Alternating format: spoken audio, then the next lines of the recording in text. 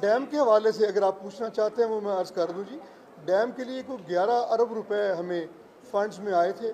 وہ میرے ہوتے ہوئے ہی ہم نے اسٹیٹ بینک آف پاکستان سے اکاؤنٹ کھلوا کے تو ٹریجری بلز میں جمع کروا دیے تھے. اس پہ ہر ماہ منافع آتا ہے اور اس وقت وہ تقریباً 12 ارب روپے سوری جی کروڑ نہیں 12 ارب روپے سے زیادہ ہو گئے ہیں. وہ وہاں سے نکل نہیں سکتے جی جب تک کہ وہ ایک بینچ کریٹ کیا 5 رکنی بینچ جب تک کہ وہ اجازت نہیں دے گا.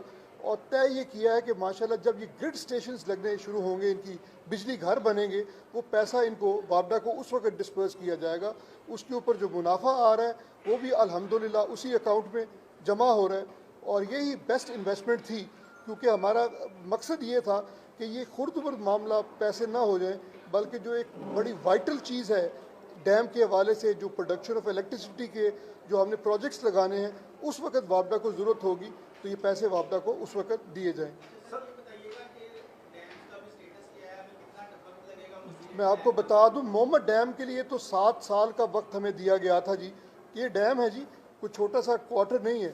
اس کے لیے بہت بلاسٹنگ ہونی ہے, کئی آپ نے پہاڑ توڑنے ہیں, کئی جگہوں پہ آپ نے سیمنٹ کانکریٹ کی فلنگز کرنی ہے. تو محمد ڈیم تو 7 سال کا ان کا اپنا پروجیکٹ کا ٹائمنگ تھا اور اسے ہم نے 2 سال پہلے غالباً 2 مئی کو میں بھی حاضر ہوا تھا تو اس کا افتتاح کیا تھا. اور آج کل مجھے اس کی رپورٹ منتھلی وابڈا کے چیئرمین فوٹو ویڈیو کی شکل میں بھیجتے ہیں. ماشاءاللہ بڑی رفتار کے ساتھ تعمیر ہو رہی. جہاں تک تعلق ہے دیامیر اور بھاشا کا اس میں کچھ جگہوں کی پرابلمز آ رہی تھی کہ لوگ خالی نہیں کر رہے تھے لیکن الحمدللہ وہ جگہ تقریباً نہیں بلکہ تمام جو حاصل کر لی گئی ہیں اور ڈیم کی تعمیر کا جو انیشل ورک ہے وہ بھی وہاں پہ کیا جا رہا ہے. میں نے بینچ بنا دیا تھا. میں نے 2 چیزیں سوچی تھی کہ یا تو خود کسی طور پہ وہاں پہ جا کے ہر وقت اپنی کو انوالومنٹ رکھوں لیکن میں اتنی سیلف پاپولزم میں بلیو نہیں کرتا. تو میں نے ایک بینچ کریٹ کر دیا تھا جو کہ 5 ممبرز بینچ ہے اور اس میں جو سب سے ینگر جج تھے ان کی ریٹائرمنٹ کا وقت اور ڈیم کی تکمیل کا وقت جو ہے وہ تقریباً کوئنسائڈ کرتا ہے اور وہ ہر چیز سے واقف ہیں. تو کوشش یہ کی تھی کہ وہ اس بینچ کا پارٹ اینڈ پارسل رہیں اور وہ میرے پیرے کی ایک بنیاد ہے اور وہ میرے پیرے کی ٹیم. برخوردار یہ سیاسی سے سوال ہیں, سیاسی سی چیزیں ہیں, یہ موقع کچھ اور ہے. اللہ کرے کہ یہ انٹرنیشنل فنومینن ہے مہنگائی کا, یہ غریب آدمی کے لیے اللہ میاں سہولتیں پیدا کرے کیونکہ سہولتیں ہی پیدا کرنی انسان کا سب سے بڑا ایک فرض ہے. اور بابا کہتے ہیں اس کو اشفاق احمد صاحب جو لوگوں کے لیے سہولتیں پیدا کرتا ہے.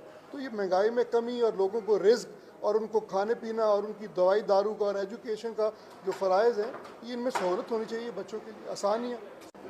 میں نے تو پہلے ہی عرض کیا ہے اقبال تو 2 قومی نظریہ پاکستان کی بننے کی جو بنیاد ہے وہ سر سید احمد قائد اعظم اور حضرت علامہ اقبال نے رکھی اور ان کے پیغامات تو ان کی جو تعلیمات ہیں جو ان کی شاعری ہے جو ان کی reconstruction of legal thought in Islam religious thought in Islam ہے تو کبھی آپ کتابیں پڑھیں اتنی فلسفیانہ باتیں کی.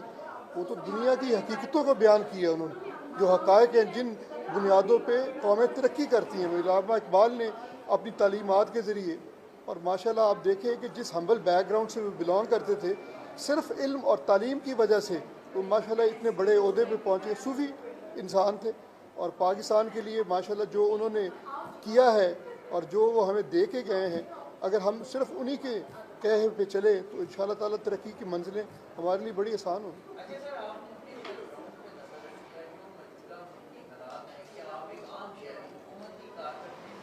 بیٹا اس وقت میں اسکول میں بچوں کی کارکردگی دیکھنے کے لیے آیا ہوں اور ان کو سمجھانے کے لیے حکومت کی کارکردگی میرا اس وقت آبجیکٹ اور موٹو نہیں ہے. Thank you.